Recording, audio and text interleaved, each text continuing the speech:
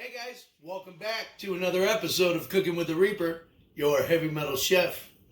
Got an exciting recipe for you this evening. We're going to do Swedish meatballs. We're going to turn this wreck over here into another amazing dish, guys. I'll be right back. We're going to get these meatballs frying up. See you in a minute. Hey everybody. Got our meatballs in the skillet here. We're frying these babies up. Got some olive oil, some butter. I'm cheating. I'm using prefab meatballs. It's a lot quicker. I mean, you can make your own meatballs. This, a lot simpler. They're pre-cooked, prefabbed, and they are pretty darn tasty. But you see, we'll just give them a little shake. It makes me wonder why I bought the biggest cast iron skillet I could get. A little hard to shake around there, guys. But we're going to fry these up a little bit. And these don't have a lot of seasoning in them. So we're going to help it out with some garlic.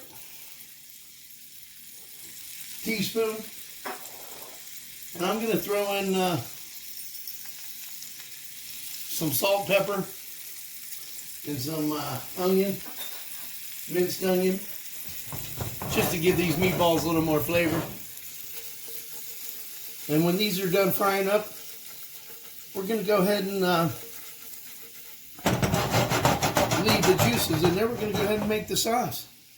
I bet you guys didn't know. Did you know that Swedish meatballs really didn't have gravy? That's not the Swede way. I mean, that's the American way, but the Swedes sort of adopted it over the years. But normally, it's sitting there, meatballs that's served up with some boiled potatoes or mashed potatoes. That's how they used to make it. But over the years, we adapted it with some gravy.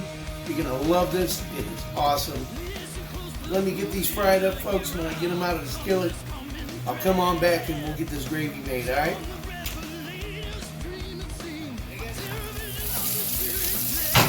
Our meatballs are nice and browned up there. I'm going to turn the heat down here for a second. I'm going to go ahead and get these meatballs out of the pan.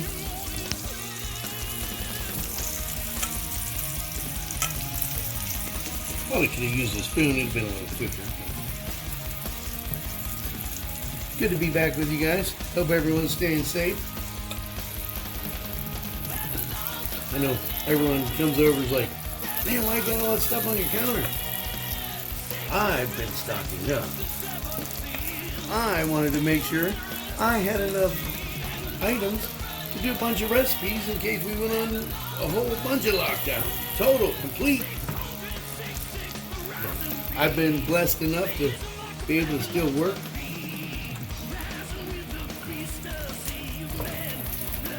Alright.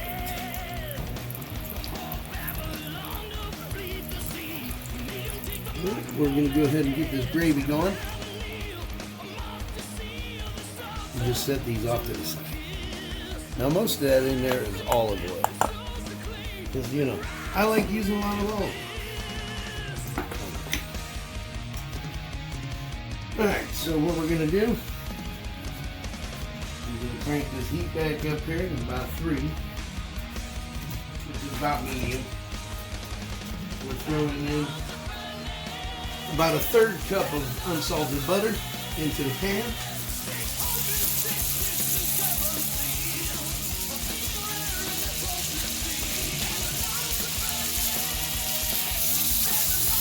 And this is going to clean off all them goodies on that pan too.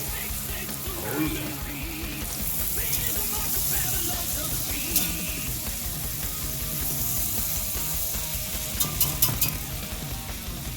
Remember, butter in with your oil helps keep your butter from burning.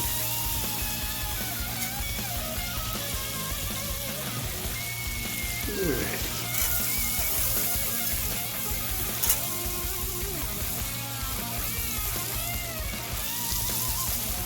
We're just helping it out here. Clean off the bottom.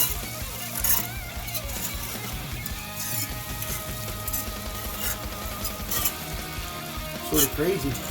Had like 3 inches of snow the other day. Don't say. Whenever April comes in like a lamb, usually goes out like a lion. Alright. So we're going to throw about a third cup of flour in here. Well, sorry, quarter cup.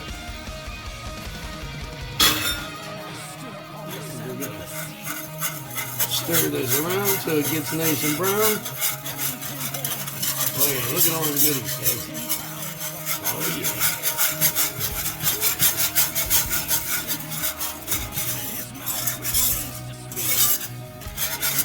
Good to have Gunky on, well, basically is his name now, on the camera with us, considering he was pulling an all-nighter. And I asked him why. He's like, well, Dad, I got a friend in Australia. I have to also put some soup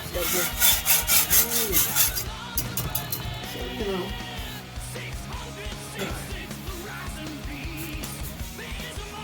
We got that flour all browned up, nice brown color. And we go ahead, we're going to add 2 cups of beef broth.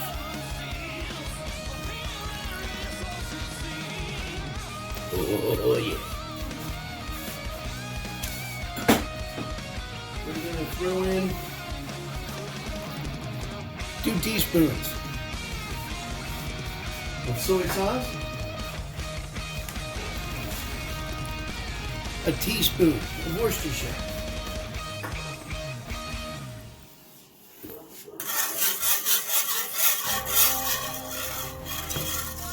You can really cheat if you want and go to GFS or something and get their prefab Swedish meatball sauce, but it doesn't taste as good as this.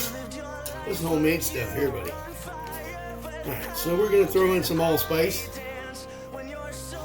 About a half a teaspoon.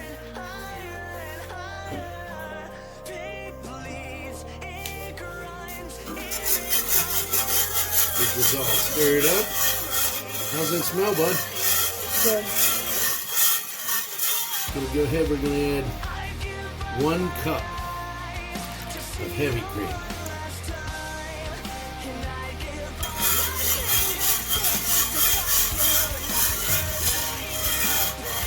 And we're going to bring this to almost a boil. We're going to let it thicken up. We're going to let it simmer. See, I already got my water boiling for the egg noodles. You can put it over rice too if you'd like. Alright, so while this sauce is thickening up before we add back the meatballs, no use of you folks sitting around watching paint dry. I'll be back with you shortly.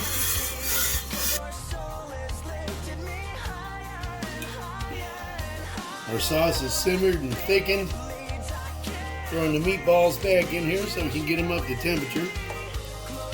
Got our egg noodles over here boiling. They should be about done.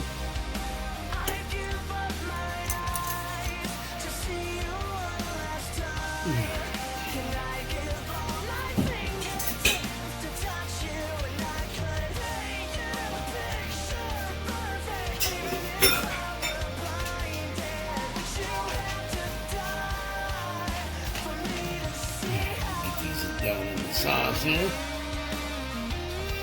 Oh yeah.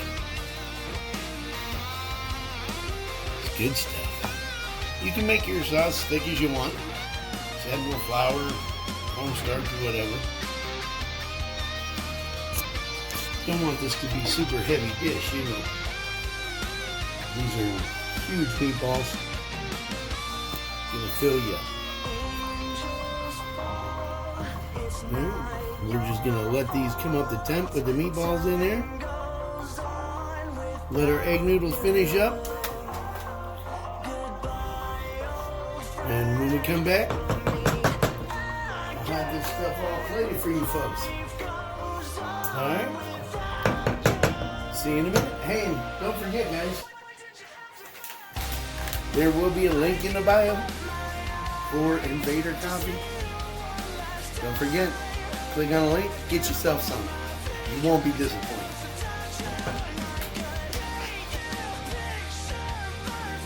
There we go. We'll get these plated up because The old cameraman said, Dad, I'm hungry. And he's getting tired. It's Again. a good thing. Because if he stays up all night, his mama's going to kick my butt. Yeah, I accidentally stayed up a while one night and she got mad.